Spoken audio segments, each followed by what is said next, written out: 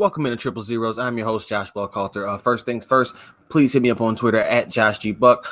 Like and subscribe to the YouTube channel. And, of course, if you want to follow me, please do on Facebook at Jukes and Jumps. If you want to hit the email, if you want to have a question, or you want to be a part of the show, jukesandjumps@gmail.com. Jump right into things, man. Week 9 of the NFL kicked off with the 49ers at the Arizona Cardinals. The 49ers did end up winning that game 28-25. And continued their undefeated season. They are now 8-0.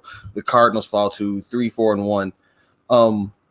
Jimmy Garoppolo, the 49ers quarterback, had a great game, threw 4 touchdowns, 3 of which I believe came on third down. People are talking about right now, the thing that I'm drawing out of it is that people are talking about him possibly being better than people think that he is. I'm not sure exactly how bad they think people think he is, but he definitely gets the label of game manager often. And really, I just don't know if this is the performance, this is the team against which you want to say that he had his coming out party or his statement game. Now, granted, it's an NFL defense, so it's not to say that they're a pushover, but it is the Arizona Cardinals. Again, I don't want to rag on them too tough. Kyler Murray, by the way, did throw for 2 touchdowns. Had about 241 yards, something along those lines. They came back late, rallied. The 49ers couldn't get anything going on the ground, so they had to go to the air. And again, Jimmy Garoppolo did his thing when called upon, but it's still I don't want to be too much of a okay, yeah, but person, but yeah, but it's the Arizona Cardinals. They face the Seahawks, they face the Packers, they face the Saints still. Do the 49ers. I tweeted it out that I'm pretty sure at least the New Orleans Saints defense is probably looking at the 49ers offense like, oh yeah, like, because there was a wide open play that Richard Sherman gave up to Andy Isabella, like 90 plus yards, that he took to the house and just had Sherman crossed up, and he was upset on the sideline afterwards. 49ers lost George Kittle, so hopefully he'll be fine. They made the final stand to keep the Cardinals out. I'm not sure. I know they're 8-0, but they feel like one of those teams that's been sort of like my Bears, who last year a beneficiary of the schedule that they're playing. And of course, you can only play who's on your schedule, but I mean, that's just what it is at this point in time. And as I mentioned, they have those tough matchups on the horizon. They play the Cardinals again too in a couple of weeks, but most importantly is that they have to play some tougher teams again. And the Cardinals are the 29th ranked defense in DVOA, according to Football Outsider. So it's not like they went out there and played world beaters. Just saying, the Cardinals clearly made an effort to focus on the run. Budda Baker was flying around the field. George Kittle actually trucked him at one point. It's nasty on the way to the end zone. But like I said, the Cardinals made an effort to stop the running game, and the 49ers made them pay for it by going to the pass. But let's pump the brakes slightly on saying that Jimmy G might be better than the game. I mean, he might be, but there were some comparisons being thrown around to Tom Brady, and I guess that's just the fans of the moment or prisoners of the moment type thing. But chill out. That kind of stuff is always weird to me. Matt Breida did have 78 yards on the ground, 15 carries. Tevin Coleman 23 yards with 12 carries. Emmanuel Sanders continued to go off, 7 catches, 112 yards, and a touchdown. George Kittle, 6 catches, 79 yards, touchdown. They spread the ball around. They had 1, 2, 3, 4, 5, 6, 7, 8, 9, 10 receivers. 1, 2, 5, 9 receivers. 9 different receivers catch a pass in this game. 7 of them multiple passes. So. And Jimmy completed 75% of his passes. That's a solid game. It's not to take too much away, but let's just again. I think that was the reaction is mostly spurred by those TB12 comparisons. That's just a weird one to me. Like, dang, he had a good. He was fairly average leading up to this point, and he had a really high turnover ratio when he had to throw a lot of passes. He got away with one this week. We'll see how it is going forward. Kyler, 17-24, 241 yards. Like I said, 2 touchdowns, 3 sacks. Kenyon Drake, though, traded recently from the Miami Dolphins, 15 carries, 110 yards, and a touchdown, as both David Johnson and Chase Edmonds sat out this game, so Drake had a lot of tick. He caught 4 passes for 52 yards also. Andy Isabella had that 88 yards, I said 90 plus, 88-yard touchdown catch, his only catch of the game, by the way. So, Sherman's sick right now. And rookie Keyshawn Johnson had 2 for 22 and a touchdown. The Cardinals are going to be an okay team when it's all said and done. They get it all figured out, but they're not talented enough right now, and that's why I'm a little bit surprised by what I'm going to categorize as an overreaction about Jimmy Garoppolo. We know that he's good. We know that he can. I'm going to go and throw the label right back on him. We know he can manage the game. We've seen that he can take advantage of the weak opponents, and that's what you want a quarterback to do. But we have to see him do that when the pass defense and the run defense are on lock. And that's why when I tweeted out the New Orleans Saints defense, because I can tell you personally that when that defense wants to, they can lock it up. So it'll be interesting to see them going forward. They had like I said, a rough night on the ground overall. They usually do better than that, which is crazy because they didn't have a terrible night for their standards, though they were below average. And for the Cardinals, Kyler Murray is adapting to the NFL game a lot faster than I thought he would with such little talent around. Now, that I don't want to disrespect the guys playing the game of football. Let me make that clear. But the Cardinals are not a team that people would have described as talented coming into the season. So the fact that he's doing what he's doing, I think, says a lot about his level of talent and what I think his ceiling is ultimately when they do put the pieces around him. And of course, losing games will only help facilitate that because he can get better talent in the draft. So, but moving on, the NFL's trade deadline was this past Tuesday. And there were a lot of deals that were rumored to be on the horizon, some that were said, oh, it's going to happen, and then never, ultimately. Trade deadline once again came and passed without so much as a poot. So we did have a few trades before that. Leonard Williams went from the Jets to the Giants in the first trade between two organizations. We had Jalen Ramsey before that, and we know Minkah Fitzpatrick got traded earlier this year, but the trade deadline itself actually didn't really do much of anything. Trent Williams did end as a holdout. But he did not pass his physical for helmet discomfort. Odd story coming out about that. Trent Williams actually said he got diagnosed with cancer 6 years ago. 6 years ago, and the team doctors diagnosed or wrote it off as something minor and then refused to check for it. Like 6 years ago, he got diagnosed with cancer 6 years ago. So whatever's going on in Washington, man, that's one of the wilder things to come out of the week. Melvin Gordon didn't get traded. He's not having a great year. He said himself that his holdout has been a blunder. It'll be interesting to see what happens to him after the season if he ends up staying in LA. He hasn't been effective, like I said, so who knows if they'll even want him back. They were much better, not better, but Austin Eckler seemed to be the better weapon for them this year. Gordon will be trying to recoup some of the money that he lost, but I doubt it. We know running backs in this day and age don't really get paid. Vic Beasley and Devondre Campbell of the Atlanta Falcons. Beasley was more of the name being mentioned around, but his exorbitant contract, he had a Leonard Williams contract without, I guess, the upside that people see in Williams as a pass rusher. But Beasley was rumored to be traded. He never got going. I would have liked to see him go to the Baltimore Ravens to help them boost that pass rush and him team up with Matthew Judon. Devondre Campbell was the name I heard tossed around once or twice.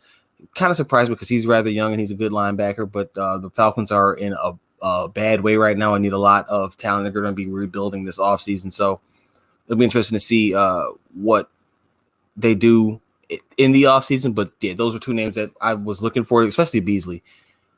But two names I was looking for to get moved, and neither one of them did. Patrick Peterson of the Arizona Cardinals, who we just talked about, was another one of those people who I thought could be moved. The Philadelphia Eagles, who missed out on Jalen Ramsey, didn't get Aqib Talib, who went to the Miami Dolphins. He was holding out as well, and he had the suspension. I'm sorry, not holding out. He had the suspension that he was dealing with. That's the one that's I would have liked to see him get moved to another team. And the Eagles, I'm surprised didn't do more to get him. I guess the price was too high for them, but they need help in that secondary in a bad way. And I say that as a person who has picked them to win this week against the team that they cover. But I think Patrick Peterson would have been a good fit there. I can only imagine that the price was too high.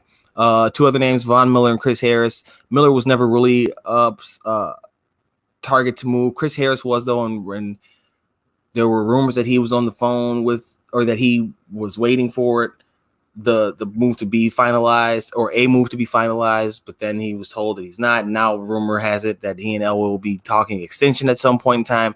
It's just a weird, odd series of developments, and what really is a series of them for John Elway. I think it's weird that John Elway, who actually was one of my favorite quarterbacks when he played, can't find a quarterback. Like, Peyton Manning was a gift, in my opinion. I don't know how you could look at it any other way. And since then, it's just been, Brock Osweiler, Trevor Siemian, Paxton Lynch, Case Keenum, Joe Flacco, who's now on IR with the bulging, or not, he didn't go on IR. He's going to miss about 6 weeks with the bulging disc. Drew Lock's not healthy. They got to start Brian Allen this weekend. Like, it's just, it's bad.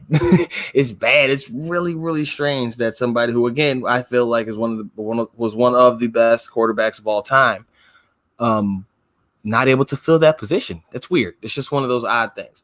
And then back to the Jets, we know, like I said, they traded Leonard Williams to the Giants, but Jamal Adams and Le'Veon Bell. Le'Veon Bell is an interesting one. We know Adam Gase didn't want him when he first got the job. He didn't want him to have that, get signed running back to that big of a deal. But then to see Le'Veon in the beginning of the season be one of the most consistent members of the offense, and then to hear this, they tried to trade him. Le'Veon said actually the Steelers were one of the teams that tried to trade for him, which is hilarious if true. And he also mentioned the Texans and a couple other teams, but that one stuck out for obvious reasons. Jamal Adams was rumored to be on the move to the Dallas Cowboys, to the point where people were counting down the minutes, saying that it was almost a done deal and this, that, and the third all over the Twitter machine, and just for the deal to fall flat. And now Jamal Adams has to return to practice after knowing that the team tried to deal him, was willing to deal him, and also was interested in dealing his safety mate Marcus May, but ultimately didn't move either.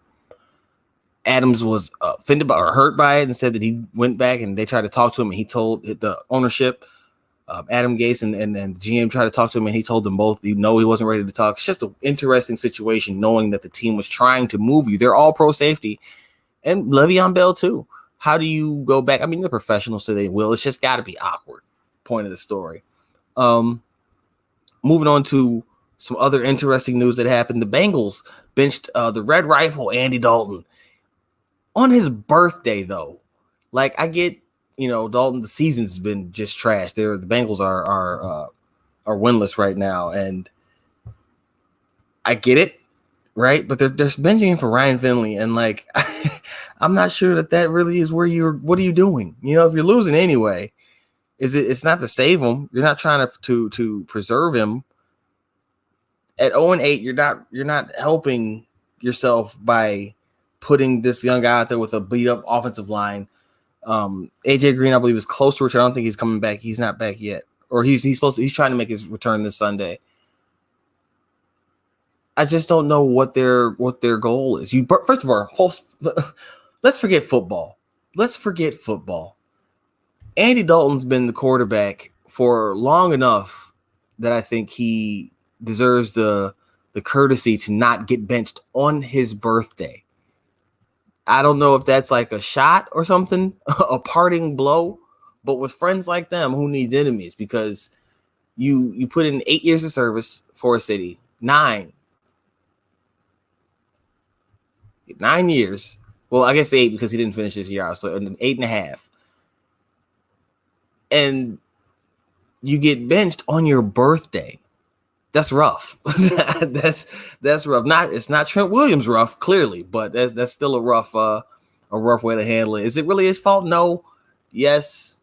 He had a propensity for turnovers. Didn't really do much in the playoffs when they made it one and done a lot. Those Marvin Lewis teams weren't built for the postseason, we'll say. And Andy Dalton did himself zero favors. He was not hyped when he came out of TCU, but people thought that he had a higher ceiling than what he's shown. The turnovers, again, are a big issue. He's prone to having those big games. But the big question is, if it was going to come to this, why not? And he mentioned this himself. He and his agent were a little bit frustrated that they didn't do this earlier so that he could explore trades. And that brings the question, with the season the way it is at 0-8, and knowing that it wasn't going to get much better due to the injuries that they have along their offensive line and AJ Green himself being out for so long, why weren't they trying to move these guys? Green, I understand the injury. But like Dalton just doesn't make sense. I feel like this one was one that they probably could have foresaw coming even before a couple of weeks ago. Just knowing that they were so far behind everybody else and that like I said, there were no reinforcements coming anytime soon. It just seems like they really dropped the ball on this and kind of let a bad situation get beyond repair. And now it just looks ugly and sloppy. And again, disrespectful on his birthday. Come on now. That's not even cool. Coaches on the hot seat. A lot of coaches are going through some rough seasons right now.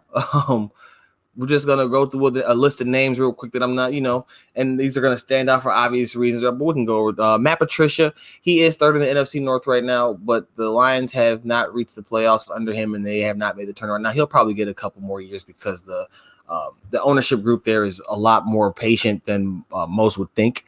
And it's not terrible. The guys seem to like him, and they are competitive. They are one of the tougher teams, and they've definitely improved under him. It's just how much have they improved is the real question there. Freddie Kitchens in his first year as the first full year as the head coach with the Cleveland Browns, and they are having one of those seasons that they would probably not necessarily choose to forget at 2-5, but they're definitely not having the season that they were hyped up to have.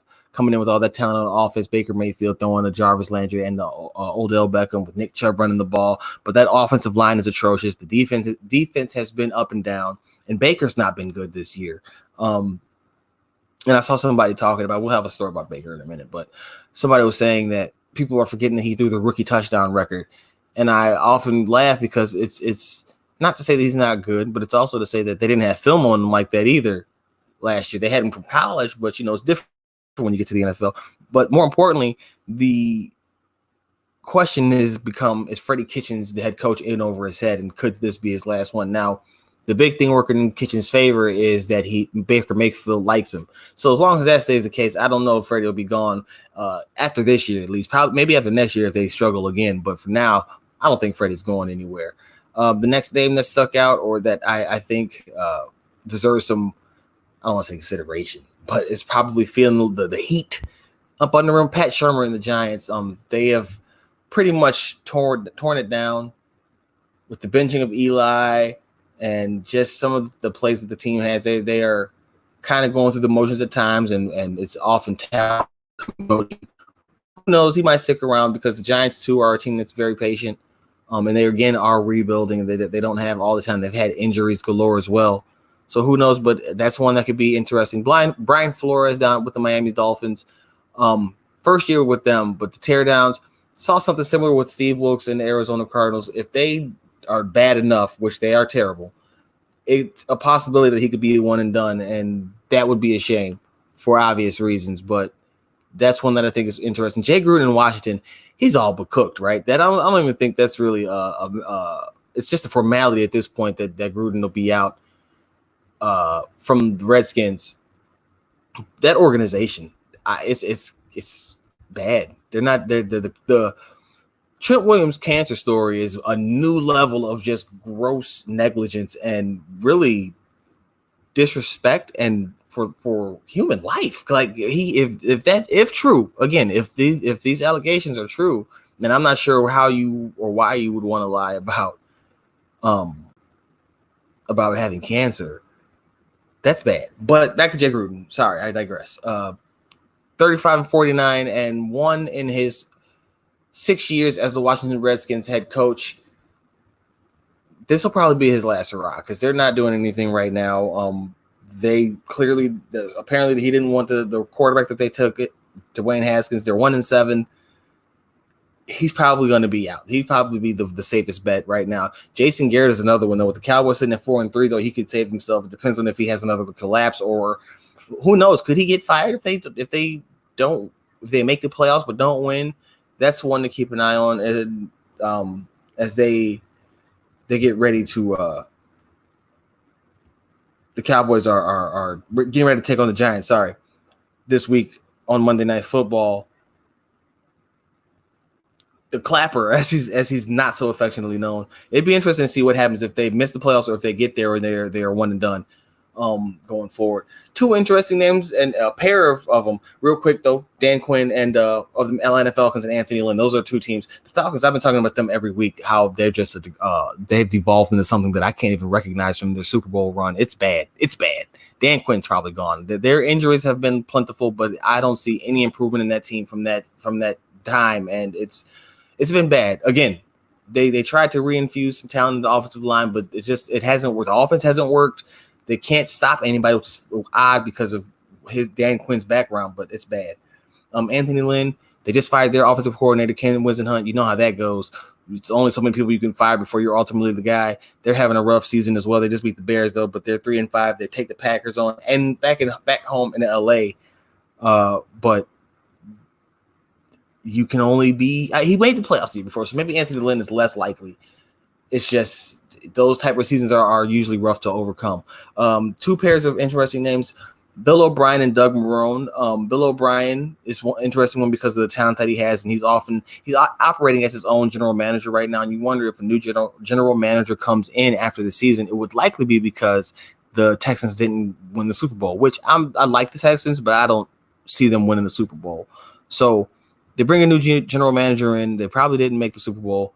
I think Bill O'Brien's future depends on how far they go, and I think that they make it because they have the team to do so. But if they don't, I could see him being fired quickly because of how much he's at this point. It could be considered he could be viewed as somewhat of a handcuff to the offense. It's not necessarily creative. It's kind of predictable. He's got a supremely talented quarterback. Injuries have taken their toll there too on the defense, and attrition has just happened as it does for every team. But some of the personnel moves, the trade moves, the draft picks and stuff like that were just the Texans let the other GM draft. So that's not him, but the trade moves since then just haven't made much. They get the trade for Gary Conley. Laramie Tunsil, I actually like that deal. The Tunsil deal I like. But you just wonder if at some point O'Brien's time is coming up. Marrone, he'll probably get more time. The Jags aren't great, but they had injury with their new quarterback, so he'll probably get more time. But the other set of names was Mike Tomlin and Matt Nagy. Mike Tomlin probably won't go anywhere. They had injury to Big Ben. He'll be back next year. Maybe they'll let him try or to ride it out with Big Ben, and they'll go off to the sunset together. Matt Nagy, he just won Coach of the Year last year, but the Bears are struggling right now. I'm talking about hurt and feeling struggling right now, and they take the 4-4 Eagles on, and they need a win. In the worst way, I don't know if it's going to happen. I don't necessarily see it happening, but it's a winnable game. They just have to go out there and do it. But the Eagles it'll be in Philly. The Eagles have taken pride in beating the Bears recently, so that'll be a game to watch. I'm interested. I'm excited for it. You know, this will be the turning point in the season where you can decide to whether you can keep some hope alive or it's time to just move on, detach yourself, and not worry about those guys for the rest of the NFL season. Other than how far can they sink, because they don't have a first round pick, but that second can get a little bit better, I guess. I'm not, it's rough. It's rough. But we get a little, before we switch gears to the NBA, little spice. Baker Mayfield, Cleveland Browns quarterback. I told you they're having that rough beginning to their year. And Baker was approached by a reporter who he's had a little back and forth with before, but they had this exchange, and it got interesting because Baker didn't appreciate the question, and here's his response. Here's how he reacted. The penalty happened and we're behind the chains. No, stop saying but. I just told you the clock was running and we had a penalty. You want to give them the ball back? No, you don't play. You don't know it. That's just plain and simple. Were you happy with that drive? Was I happy with the drive? No, we didn't score points. It's the dumbest question you could ask. What? Jesus, you saw he stormed out. Now, I get him being upset with the question, were you happy with the drive? And the word is that he and this reporter have had some back and forth before, so it's not like this is just random pop-off. But you didn't play, you don't know, is the lowest form of insult to anybody. No, I didn't play, but it's my job to know. And while reporters are prone to asking stupid questions, to assume that somebody doesn't know because of a question is bad.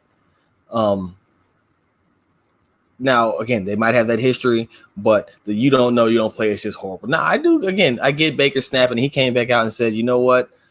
You want to take a headline, or do you want to ask a real question? Want to see what he says if he doesn't get fired up, then he be seen as he doesn't care. He gets fired up and they say that he's arrogant. He can't win for losing. He went to Twitter to talk about this, and that's where I saw that. It's one of those things where it's like, we saw Deshaun Watson. I played it for you actually because it hurt my heart to hear how he was breaking down when the reporter asked him what happened on the play. And he was like this, that, and the third. And he just did it so calmly. And I actually joked, when it happened, Deshaun Watson would never. But I just think that this is how Baker is. And it's funny because when you're winning, people love it. You're fired up. And even if you're mad, when you're winning, people don't care about you snapping. When you're losing, you lose a lot of friends immediately in the media, and they're waiting for you to slip up. When they're waiting for him to slip up anyway. We know Baker's history, but he didn't do himself any favors with that. That's all it is. I don't think it was necessarily bad, but again, you didn't play. That's horrible. That's horrible because that's the job. The person's job is to study. I've never been a surgeon. I can tell you if a surgeon's bad.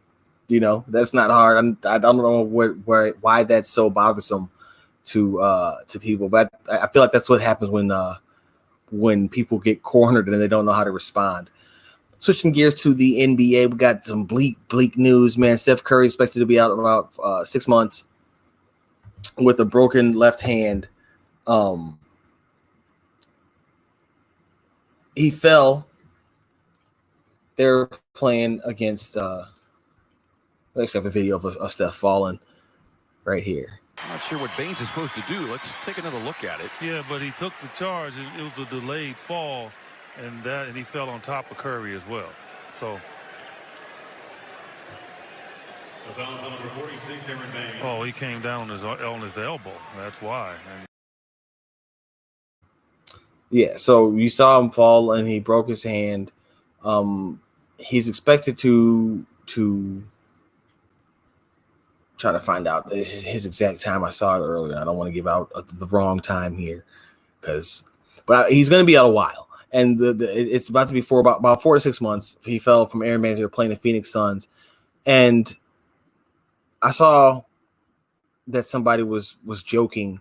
Oh, I wish for Curry's injury, and it was kind of sickening because it's like, man, you might not like him, but injuries are never good for anybody, and to assume that, to say that, to put it out there in the world like that is just a different kind of comfort level. But the big story here is the Warriors are going to be likely in the lottery. And before the season, I actually did my rankings, and I quote unquote mistakenly, and that I'm not doing that sarcastically. I'm telling you can quote me on that. I mistakenly off my Western Conference playoff listing. Now this. So that's just one of those things where it's like, oh, okay, well, I don't know how to really frame it because I guess I'm right, but I didn't want it to happen this way. Hopefully Steph recovers quickly and the Warriors will bounce back. They'll have a lottery pick and be a great team again next year. I don't. It's rough, man. Injuries suck. I really am not a fan. I know no one is a fan except for that one weird person, but he wasn't the only one. Steph, like I said, he'll be out about 4 to 6 months. The other person to suffer a big injury, not big injury, because he won't be out nearly as long as Steph will, but Trey Young of the Atlanta Falcons rolled his ankle. So he's day-to-day, so it's not, I didn't mean to oversell it. He won't be as bad, but he did look a little nasty coming down the lane. Play. He steps through the defense.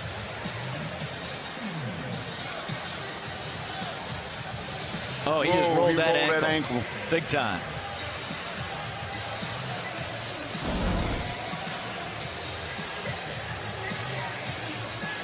$9:57 to go. Checking on Trey Young. All of Atlanta.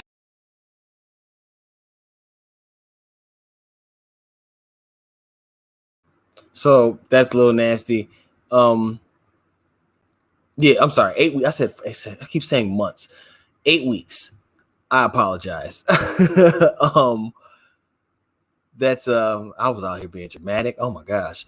That's bad for Trey Young though. He's listed as day-to-day, so he's expected to make a recovery quicker, sooner rather than later. That's just bad. You don't really want to ever see that. Bad day for injuries. Like I said, that was rough. But the big story, This was the night before last. KarlAnthony Towns, and I'll get to the recap of tonight's games in a quick second. But I wanted to show this video just because it was funny to me. KarlAnthony Towns, Joel Embiid. Oh, wrong banner. How did that even pop up?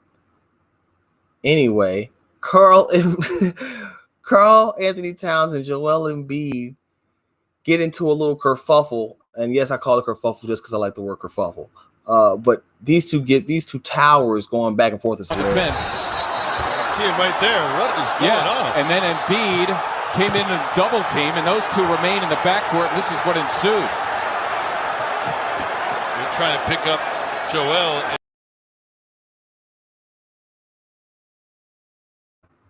Yeah, so what ended up resulting in that is a headlock put on the KarlAnthony Towns by Ben Simmons, who ran up and snaked the man. Joel Embiid tried to poke KarlAnthony Towns' eye out. KarlAnthony Towns threw a punch at Embiid. They both got ejected.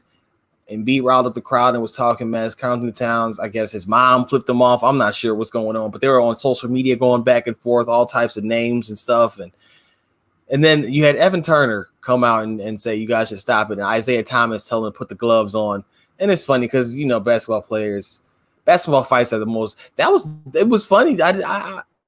To be honest with you, now that I think about it, I don't think I would have expected if you were to tell me I saw punches thrown in an NBA game, who threw them, I don't think I would have been able to pick KarlAnthony Towns if my only option was KarlAnthony Towns.